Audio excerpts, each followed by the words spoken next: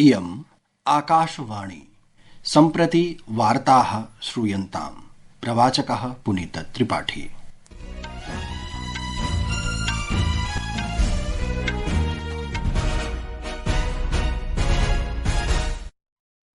आदौ मुख्यवार्ताः। ब्राजीलस्य Rio de Janeiro नगरे सतत विकास ऊर्जा संक्रमणस्य प्रथमसत्रस्य आरम्भः किञ्चित् कालानन्तरम् एव भविष्यति। प्रधानमन्त्री मोदी वैश्विक नेतृभिः सह मेलनं चर्चां परिचर्चां च कृतवान्। कीर स्टारमर इत्यनेन आगामि वर्षस्य आरम्भे भारतेन सह एफटीए इति मुक्तव्यापारे स्थगितवार्ता पुनः आरम्भस्य घोषणां कृतवान्। झारखण्ड महाराष्ट्रयोः श्वः आयोक्ष्यमाणाय विधानसभा निर्वाचनाय सर्वाः सज्जताः सम्पूरिताः। दिल्ली सर्वकारेण केन्द्रेण आग्रहः कृतः यत् सः राजधान्यां कृत्रिमवृष्ट्याः अनुमतिं प्रददातु। अपि च केन्द्रीय गृहमन्त्री अमितशाहः अद्य गुजरातस्य गान्धीनगरे 50तमम् अखिल भारतीय आरक्षि विज्ञान सम्मेलनस्य उद्घाटनं कृतवान्।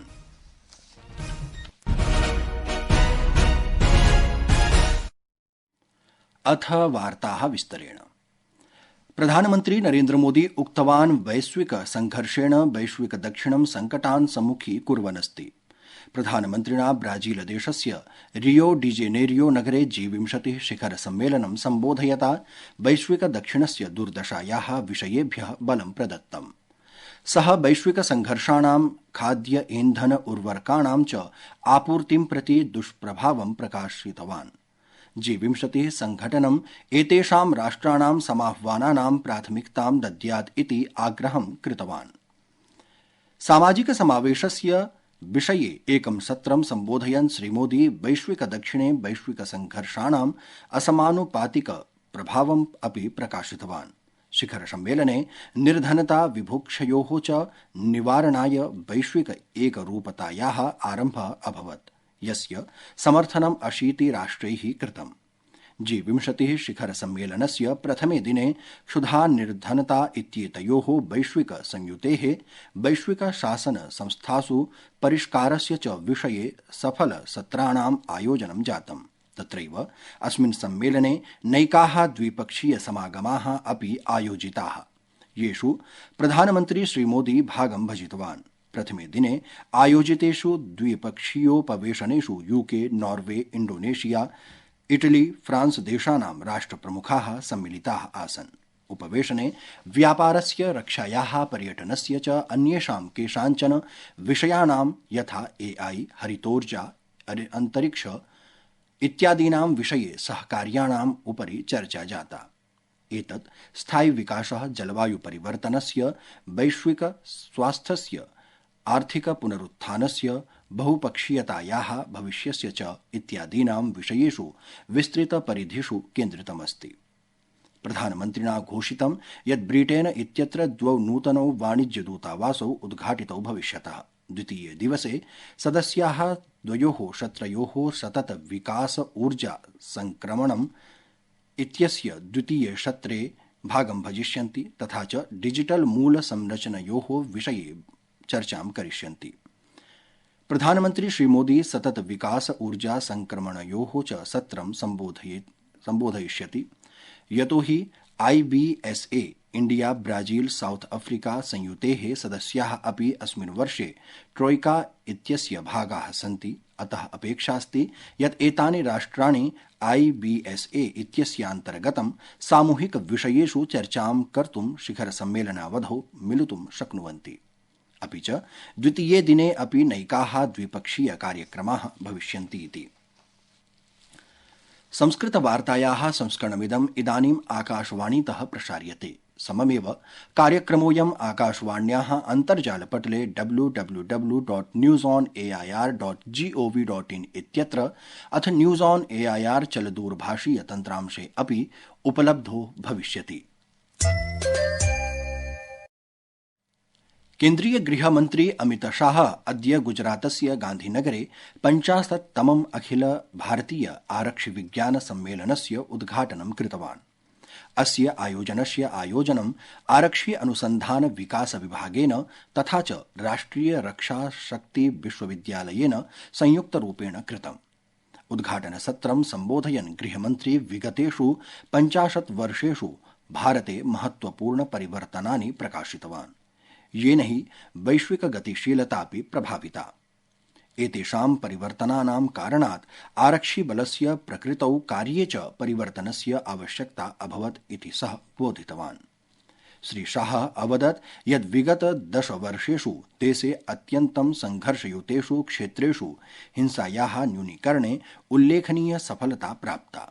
सः जम्मूकश्मीरं पूर्वोत्तरं नक्सलवादेन प्रभावितक्षेत्रेषु च विद्रोहेण प्रभावितेषु क्षेत्रेषु हिंसायां 70% न्यूनतायाः उल्लेखं कृतवान्। 3 क्षेत्र बहुत डिस्टर्ब माने जाते थे, कश्मीर, उत्तर पूर्व और नक्सलवाद पीड़ित क्षेत्र। ये तीनों क्षेत्र में हमने सुरक्षा स्थिति में काफी सुधार किया है। विगत 10 साल के आंकड़े और इसके आगे के 10 साल के आंकड़ों का तुलनात्मक अभ्यास करें तो लगभग 70% हिंसा हम कम करने में सफल हुए और इसके लिए ढेर सारे लोगों ने मनोयोग के साथ सरकार के उद्देश्यों को सफल करने में काम किया।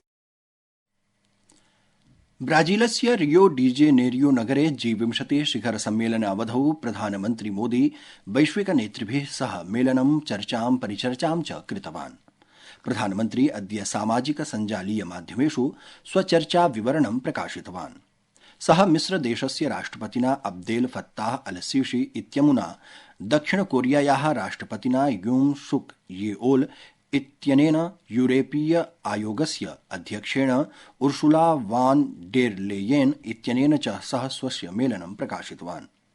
यूरोपीय संघस्य अध्यक्षेण सह उपवेशनस्य अनन्तरं प्रधानमन्त्री अवदत् यत् भारतं वैश्विकहिताय यूरोपीय संघेन सह मिलित्वा यथावदेव कार्यं करिष्यति।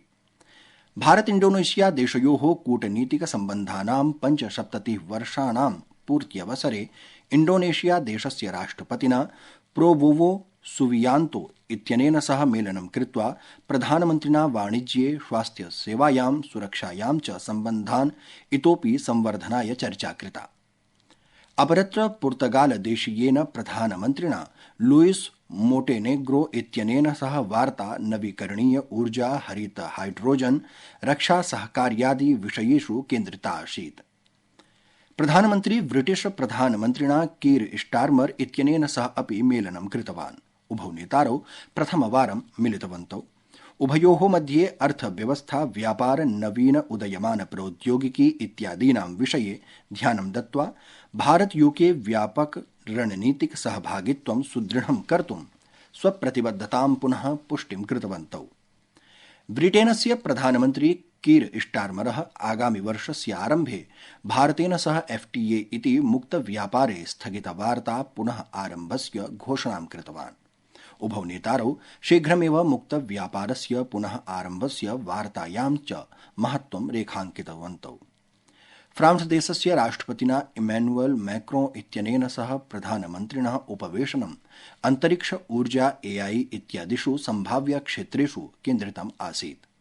प्रधानमन्त्री फ्रांस देशे आगामिनः AI एक्शन इत्यस्य शिखर सम्मेलनस्य आयोजनार्थं राष्ट्रपति मैक्रोन इत्यस्य स्वागतं कृतवान्। झारखण्ड महाराष्ट्रयोः श्वः आयोक्ष्यमाणाय विधानसभा निर्वाचनाय सर्वाः सज्जताः सम्पूरिताः। झारखण्डे विधानसभा निर्वाचनस्य द्वितीये चरणे 38 निर्वाचनासनेषु मतदानं भविष्यति। तत्रैव महाराष्ट्रस्य च सर्वेषु 88,200 निर्वाचनासनेषु एकस्मिन्नेव चरणे मतदानं भविष्यति। दिल्ली सर्वकारेण केन्द्रेण आग्रहः कृतः यत् सः राष्ट्रिय राजधान्यां कृत्रिमवृष्ट्याः अनुमतिं प्रददातु, येन तीव्र वायुप्रदूषण संकटस्य निवारणं भवेत्। दिल्ल्याः पर्यावरण मन्त्रिणा गोपाल रायेण केन्द्रीय पर्यावरण मन्त्रिणं भूपेन्द्र यादवं प्रति पत्रं लिखित्वा वायुप्रदूषण विषये आपत्समागमस्य अनुरोधः कृतः। भारतीय अंतरिक्ष अनुसंधान संघटनेन इसरो इत्यनेन गतरात्रौ अमेरिकादेशस्य केप कानावेराल नगरात् स्पेस एक्स संस्थायाः फाल्कन 9 प्रक्षेपयानेन स्वस्य परिष्कृततमं संचार उपग्रहं GSAT-20 इति सफलतया प्रेषितम् इति वार्ताः।